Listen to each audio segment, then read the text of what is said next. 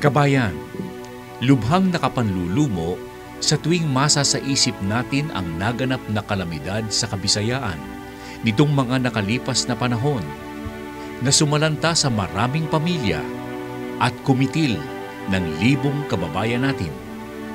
Ang kalawakan ng sinalanta ng kalamidad sa Leyte at mga kanugnog na lalawigan ay larawan ng kalungkutan at kahirapang dinaranas ng mga taga roon.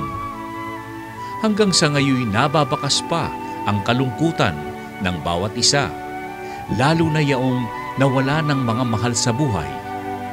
Sinabi nga ng mga taga roon na ang yaman o pag-aari sa kabuhayan ay maaaring maibalik, subalit ang buhay ng mga nasawi ay hindi kailanman maibabalik pa.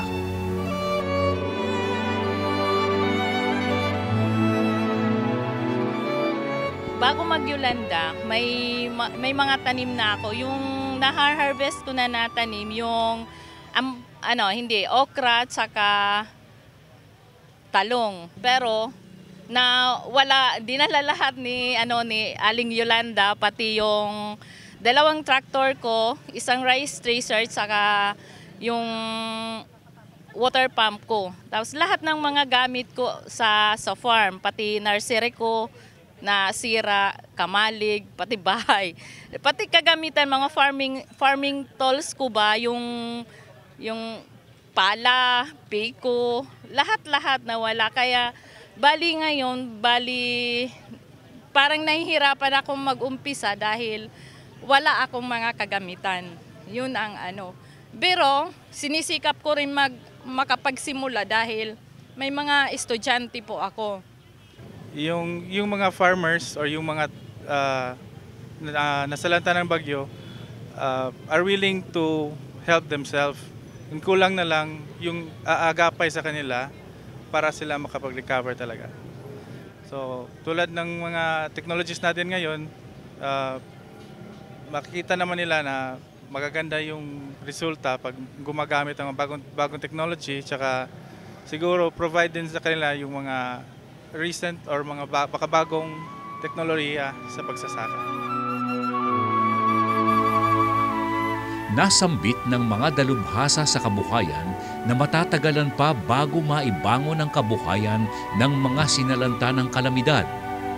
Subalit naroroon ang kanilang panalangin na sila'y mabigyan ng isa pang pagkakataon upang mapaghandaan ang kanilang kinabukasan. Sa tulong at kalinga ng mga kinaukulan, naroroon ang pag-asang maitawid ng mga ito ang kabuhayan. At dito'y nakatuwang ng ating alamin ang ilang samahang nakahandang mag-alay ng tulong at pakikiisa sa mga sinalanta ng kalamidad sa Kabisayaan.